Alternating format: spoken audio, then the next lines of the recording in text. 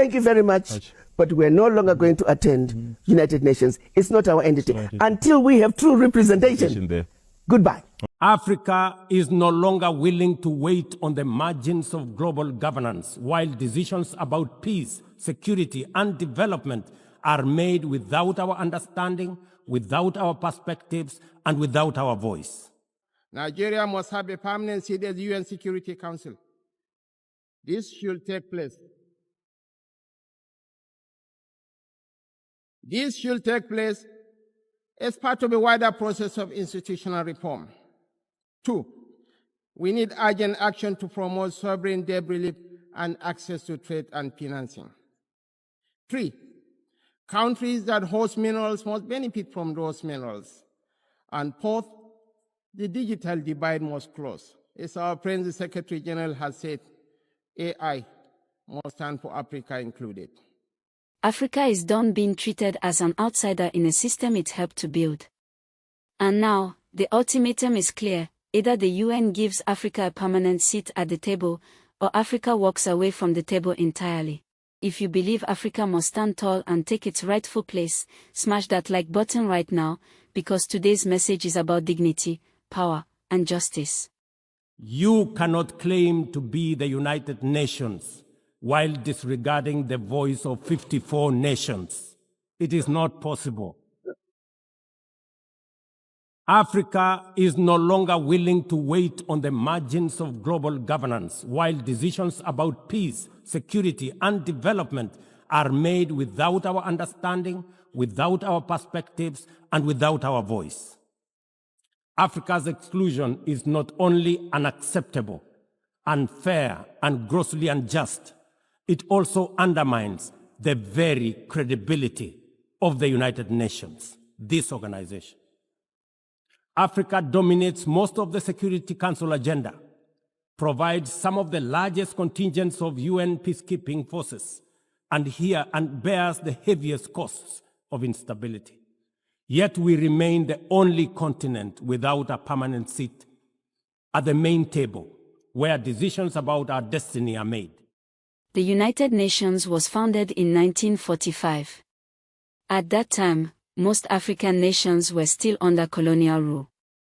The Security Council was designed with 5 permanent members, the US, UK, France, Russia, and China, each holding veto power. But here is the insult. Africa has 54 nations, more than any other continent. Africa has 1.4 billion people, the youngest population in the world. Africa holds over 30% of the world's natural resources. Yet in 2025, Africa still has no permanent seat at the UN Security Council. Nigeria must have a permanent seat at the UN Security Council. This should take place. This should take place as part of a wider process of institutional reform. 2, we need urgent action to promote sovereign debt relief and access to trade and financing. 3, countries that host minerals must benefit from those minerals. And 4th, the digital divide must close. As our friend the Secretary General has said, AI must stand for Africa included. On my first point, the United Nations will recover its relevance only when it reflects the world as it is, not as it was. Nigeria's journey tells this story with clarity. When the UN was founded, we were a colony of 20 million people, absent from the tables where decisions about our fate were taken. Today, we are a sovereign nation of 236 million people, projected to be the 3rd most populous country in the world, with one of the youngest and most dynamic populations on earth, a stabilizing force in regional security, and a consistent partner in global peacemaking. Our case for permanent seat at the Security Council is a demand for fairness, for representation, and for reform that restores credibility to the very institution upon which the hope of multilateralism rests. This is why Nigeria stands firmly behind the UN-80 initiative of the UN Secretary General and the resolution adopted by this Assembly on 18 July 2025. a bold step to reform the wider United Nations system for greater relevance, efficiency, and effectiveness in the face of unprecedented financial strain. We support the drive to rationalize structures and end the duplication of responsibilities and programs so that this institution may speak with one voice and act with greater coherence. Madam President, Africa, none of us in this world can function peacefully in isolation. This is the heavy burden of sovereignty. Sovereignty is a covenant of shared responsibility, a recognition that our survival is bound to the survival of others. To live up to this charge, we must work hand in hand with our neighbors and partners. We must follow the trails of weapons, of money, and of people. For these forces, too often driven by faceless non-state actors, ignite the fires of conflict across our region. Madam President, Nigeria's soldiers and civilians carry a proud legacy. They have participated in 51 out of 60 United Nations peacekeeping operations since our independence in 1960.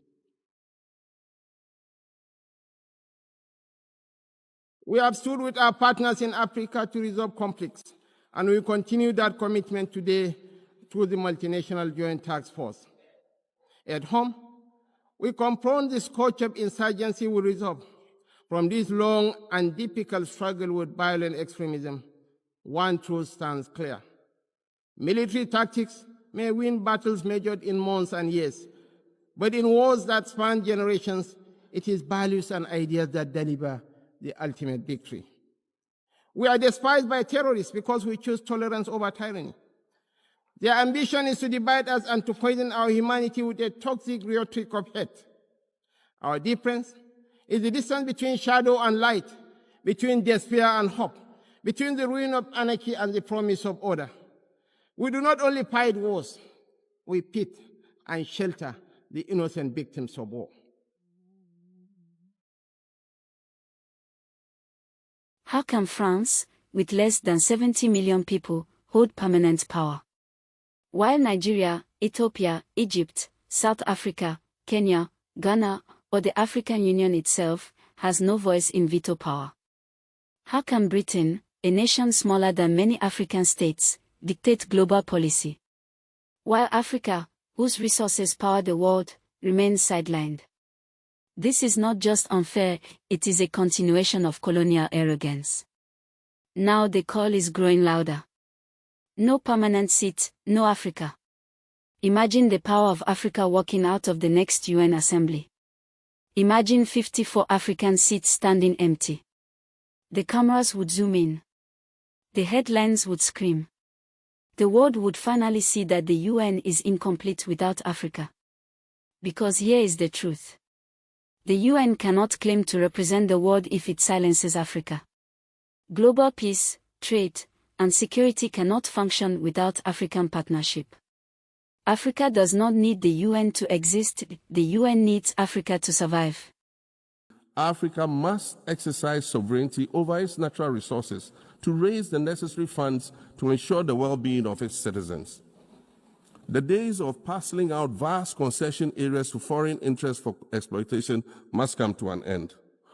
We'll continue to welcome foreign investment, but we must negotiate better for a bigger share of the natural resources that belong to us. And we must insist on value addition to these resources. We're tired of the continued image of poverty-stricken, disease-ridden rural communities living at the periphery of huge foreign-controlled natural resource concession areas. We're tired of having people extract the most they can from us and in return offer us the very least by way of respect, consideration, and dignity. We're tired of not being represented in ways that reveal the richness and complexity of our history or acknowledge all that we have overcome to arrive here in this liminal space of untold possibilities. Allow me to echo the Indian-American writer, "Our world is not only possible." For the sake of equity, justice, and fairness, Africa should have a fairer representation in the UN Security Council. Naturally, when you talk of Africa, Nigeria is Africa and Africa is Nigeria. I mentioned earlier on that 1 out of every 4 black men is a Nigerian. And by 2050, 1 out of every 3 black men will be a Nigerian. And by the end of the century, 1 out of every 2 black men will be so it's almost our natural right, our birthright. We deserve to be there. Not that we are begging to be there. We ought to be there. We deserve to be there. And in the fullness of time, we should vindicate our position as the greatest economy in Africa. This is bigger than one seat. It is about rewriting global governance. It is about Africa saying, no more second-class status. No more being used as pawns. No more begging for recognition. Instead, Africa leads. Africa decides. Africa rises. And if the UN resists, Africa can build new alliances through BRICS, AES, and the African Union to set its own global agenda. Family, this is Africa's moment. The ultimatum is simple. No permanent seat, no Africa. What do you think? Should Africa boycott the next UN Assembly until justice is done? Should Africa walk out and show the world that without us, there is no United Nations? Drop your thoughts in the comments. Let the world hear Africa's voice. And don't forget to like, share, and subscribe to Afriscope TV, because this is where Africa speaks truth to power. Africa's time is now. Africa will rise. And Africa will never beg again. Disclaimer.